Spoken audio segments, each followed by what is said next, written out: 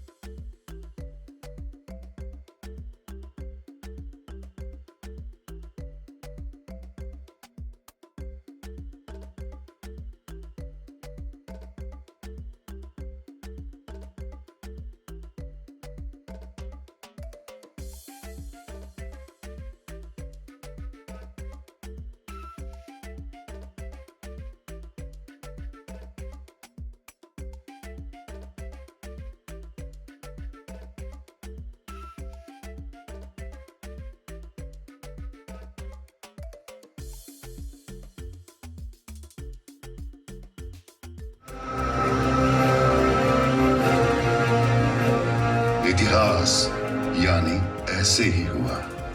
अहम से लेकर अणुबम तक हर समस्या का समाधान देने वाले ऐसे इतिहास हैं हमारे रामायण और महाभारत। युगों से जब भी मनुष्य किसी असहनीय विपत्ति का सामना करता है, ये इतिहास कभी ज्ञान बनकर, कभी सलाह बनकर, कभी व्यक्ति बनकर, तो कभी औषधि बनकर उसके लिए समाधान बने। और इसी तरह इस कहानी में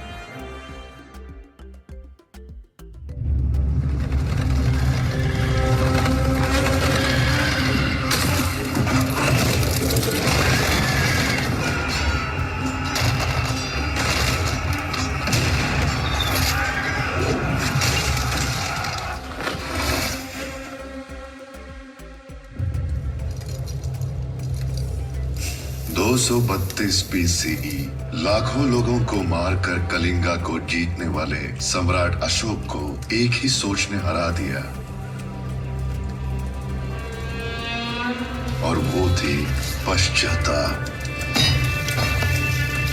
उसने जो हासिल किया वो जीत थी या हार, वो खुद नहीं समझ पा रहा था।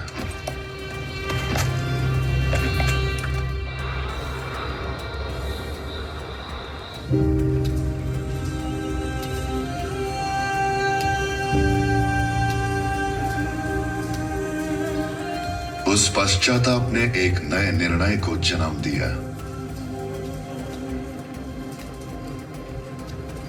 रहस्य से हासिल की हुई अपनी दैविक शक्तियों की वजह से इतना विनाश हो रहा है। ऐसी विनाशकारी शक्तियां मुझ में नहीं रहनी चाहिए। ये सोचकर उसने उनको 9 ग्रंथों में विभाजित कर दिया।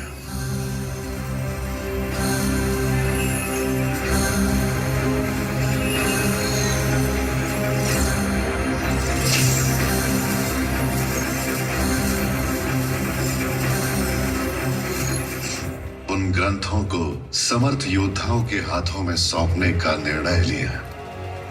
अष्ट सिद्धि वाले ग्रंथों को 8 योद्धाओं के हाथों में सौंपकर अमृत वाले 9वें ग्रंथ को भविष्य देखने की क्षमता रखने वाले महर्षियों को सौंप दिया।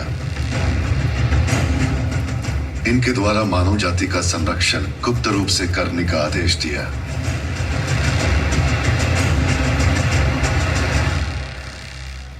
पीढ़ी दर पीढ़ी वो 9 योद्धा आने वाली पीढ़ियों को इन 9 ग्रंथों की जिम्मेदारी सौंपते गए। इन ग्रंथों के ज्ञान के जरिए सिर्फ दुनिया पर ही नहीं, मृत्यु पर भी विजय हासिल की जा सकती है। और इनको अपनाने के लिए Alexander, Genghis Khan, Bakhtiyar Khilji से लेकर हिटलर जैसी कई विनाशकारी शक्तियों ने पूरी कोशिश की, परंतु कोई भी सफल नहीं हुआ। आज की पीढ़ी में इन शक्तियों को हासिल करने के लिए एक असुर सोच ने जन्म लिया।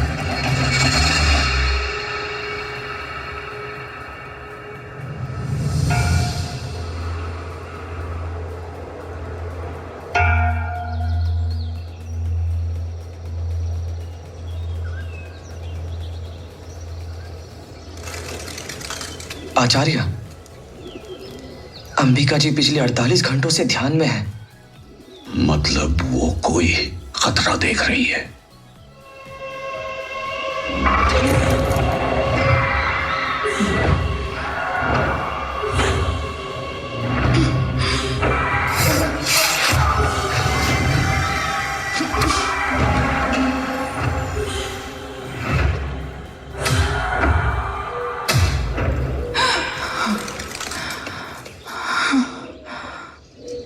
बंशी, 9 योद्धाओं के एकत्र होने का समय आ गया है।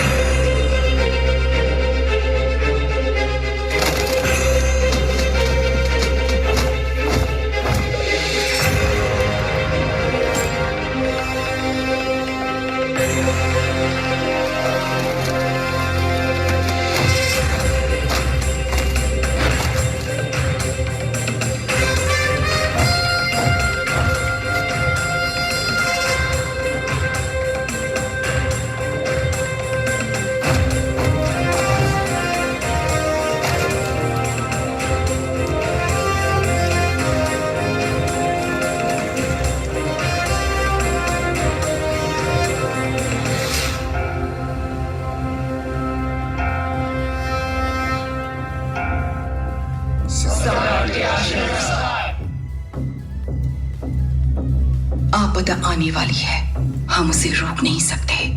वो तुम्हारे तंत्रवन से शुरू होकर सभी 9 ग्रंथ स्थानों तक फैल जाएगी। ऐसे भयभीत होने की बजाय उनका सामना करना ही बुद्धिमानी है। रोक सकती तो आप लोगों को बुलाकर भविष्य के बारे में नहीं बताती। ये मैं आप लोगों को चेतावनी नहीं दे रही, यही होने वाला है। जो ग्रंथ मेरे सुरक्षा में है उसे मेरे तंत्र ही नहीं, मेरे बनाए सैनिक भी सुरक्षा दे रहे हैं। अंबिका, जो पहले योद्धा का कहना है वही हमारा भी कहना है। Vimenę Yazunde. हमारे पास भी सेना छू। U nas to jest armia. ऑनसेटूक वीरमाग। यहाँ बिना सैन्य का ग्रंथ सिर्फ आपका 9वां ग्रंथ ही है। बताना मेरा धर्म है और आगे आपका विवेक। स्वस्ति। स्वस्ति। अंबिका, वो लोग जा रहे हैं। एक बार फिर से समझा कर देखो। जब अहम आ जाता है तब मस्तिष्क ही नहीं, कान भी बंद हो जाते हैं। पर यह कार्य होगा कैसे? केवल एक ही मार्ग है, मुझे कैलाश पर्वत जाना होगा। आप गर्भ में संतान लेकर कैलाश पर्वत को कैसे जाएंगी और किसके पास जाएंगी? अगस्त्य मुनि, प्रभु श्री राम का मार्गदर्शन करने वाले त्रिकालदर्शी चिरायु ब्रह्म ऋषि।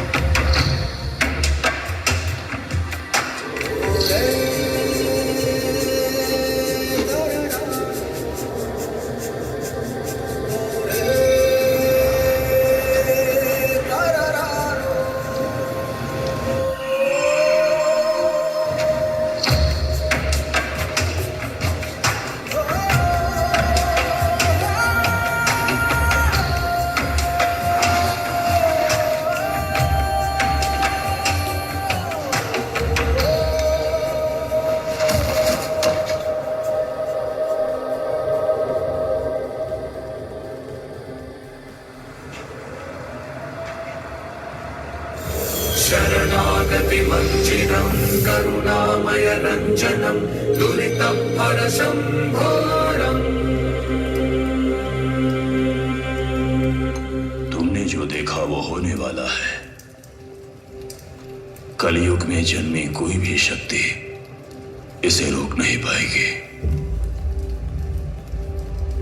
परिष्कार युगों के पीछे छिपा है। ये